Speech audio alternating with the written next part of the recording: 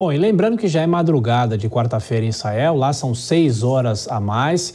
A guerra entra no 5º dia e sem sinal de trégua, muito pelo contrário. A expectativa é de uma operação em terra por parte das tropas israelenses. E a gente volta aqui com o nosso editor de internacional, Marcelo Favalli. Bom, foi inclusive avaliado, né? Você montou inclusive uma imagem para mostrar o cerco contra essa faixa de Gaza, a forma como as tropas estão se mobilizando e o exército também está se mobilizando. Favalli.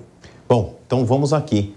Eu acho que esse mapa, ele mostra duas coisas. Primeiro, a gente consegue, a partir de um traço de satélite, entender quanto várias vezes nós falamos sobre a densidade da faixa de Gaza.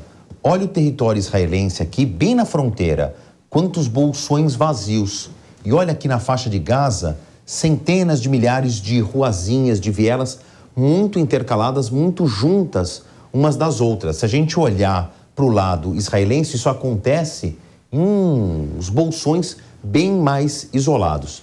Então, eu quis aproveitar esse retrato de satélite para comprovar o que eu venho falando faz tempo da densidade demográfica. E isso vai ser importante nessa muito provável, bastante suposta, segundo momento da contraofensiva israelense. O professor corrobora, ou corroborava agora as informações, que é um avanço por terra dos soldados da infantaria israelense, que já aparecem aqui, localizados também por imagens de satélite, por meio de observadores internacionais independentes da guerra. Não é uma retórica israelense, não é uma retórica da faixa de Gaza. Isso aqui são observadores que estão adjacentes ao conflito.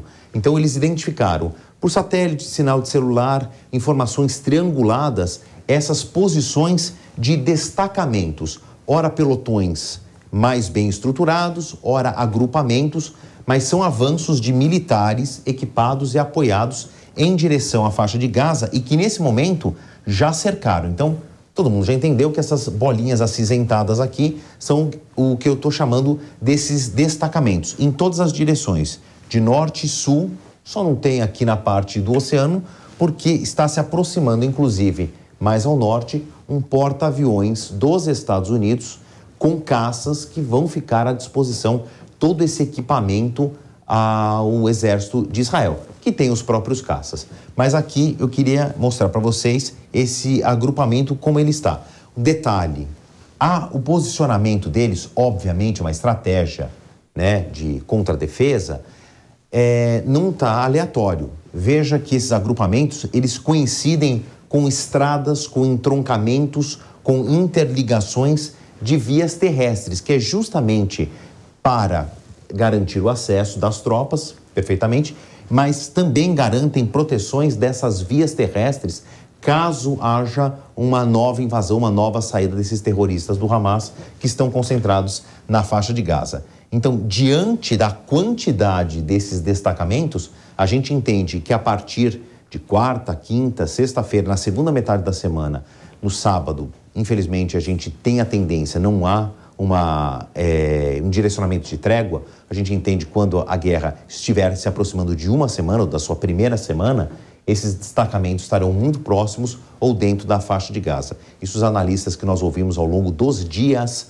já previam isso, e foi uma declaração do próprio primeiro-ministro Benjamin Netanyahu que haveria uma contraofensiva, primeiro pelos disparos dos explosivos por ar, né, pelos mísseis, e depois uma infiltração para a eliminação do Hamas, como a gente ouviu mais de uma vez ao longo do dia e ao longo dos últimos dias. Tiago. Ô, Favalli, deixa eu te perguntar uma coisa. Claro. Você que está acompanhando desde sábado, né, para e passo, essa guerra, quais as possibilidades de os países entrarem, os países vizinhos entrarem nisso, e aí eles iriam, obviamente, pelo lado do grupo terrorista? De que forma que isso se daria?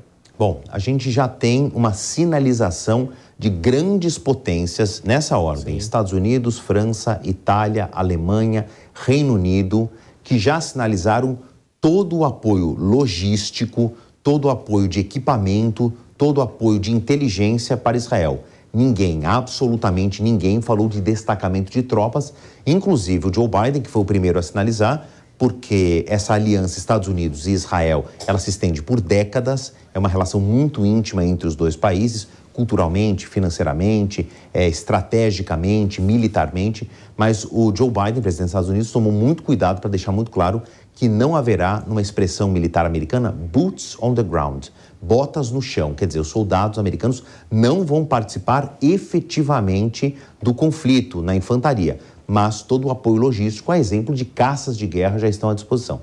A Itália, a França, Reino Unido, a Alemanha fizeram a mesma coisa. E só daqui, dessa listagem que eu estou falando, Estados Unidos, França, Reino Unido, são potências com armas nucleares. Então, isso já dá um roupão, né? Isso dá um acolchoamento de segurança de Israel muito grande. Agora, esse mapa está reduzido, a extensão de Israel é muito maior. Ao norte tem o Líbano, como a gente já ouviu, o professor falava, tem o Hezbollah, que é um grupo de orientação xiita, ligado a outros países, mas que, diferente do Hamas, que é sunita, eles têm um ponto de encontro que é um discurso ou uma carta que diz: nós lutaremos pela aniquilação, pelo desaparecimento, pela anulação do Estado de Israel em detrimento a um Estado palestino islâmico. Esse é o ponto de encontro dos grupos que estão em direções contrárias. Então, a gente, claro, olha, Tiago, para os outros países em volta. Se houver um conflito generalizado, o que é possível, mas é menos provável, aí essa guerra leva a um outro escalão. A gente está olhando aqui passo a passo, agora de olho nessa infantaria por terra. Perfeito. Favale as explicações aqui no Jornal Jovem Pan e eu passo a palavra para o professor Danilo para a gente encerrar com o senhor, professor. O último comentário, nesse minuto final, o Favale trazia todo esse panorama dos outros países, inclusive o Líbano, que é um inimigo histórico de Israel, já declarou que não vai tomar partido. O que isso representa, professor? Em um minutinho, por favor. O Líbano é um país numa situação, meus caros, muito complicada. O Líbano, na verdade, vive problemas internos, uma fragmentação política entre grupos muçulmanos, sunitas, cristãos, e nós temos, de fato, um protagonismo, um poder muito forte do Hezbollah no Líbano. Ou seja, o Estado do Líbano não agirá, mas tenha certeza que ele não fará nada contra as ações do Hezbollah contra Israel. Eu insisto, o Hezbollah é um movimento de insurgência político, com que uma retórica de violência também jihadista contra Israel. O Hezbollah é financiado pelo Irã.